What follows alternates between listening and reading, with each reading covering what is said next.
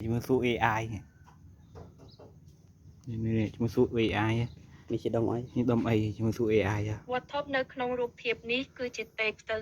តឬដែលប្រជាជនខ្មែរយើងទូទៅនិយមហៅថាដុំអាចកាយលក្ខណៈពិសេសរបស់វាមានដូចជាប្រភពកំណើតទោះបីជាគេហៅថាអាចកាយក៏ដោយប៉ុន្តែតាមវិទ្យាសាស្ត្រវាមិនមែនជាដុំថ្មដែលធ្លាក់មកពីលំហអាកាសផ្ទាល់នោះទេវាគឺជាកែវធម្មជាតិ natural ដែលកើតចេញពីការទង្គិចគ្នាយ៉ាងខ្លាំងរវាងដុំអាចកាយយក្សជាមួយផ្ទៃផែនដីកាលពីរាប់លានឆ្នាំមុនកំណើតដ៏ខ្លាំងពីការទង្គិចបានរំលាយដីខ្សាច់ឬថ្មនៅតំបន់នោះឲ្យហោះឡើងទៅលើអាកាសហើយពេលវាធ្លាក់មកវិញនឹងចុះត្រជាក់ភ្លាមៗកកទៅជាដុំកែវខ្មៅបែបនេះ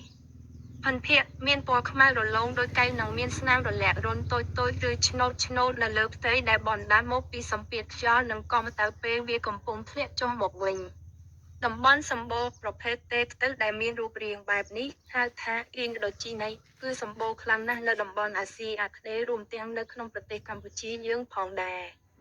នៅក្នុងជំនឿតាំងពីបុរាណមនុស្សមួយចំនួនចូលចិត្តរើសវាយកមកទុកជាវត្ថុស័ក្តិសិទ្ធិពីខ្លួនឬធ្វើជាគ្រឿងលម្អផ្សេងនេះបានមកគ្រាប់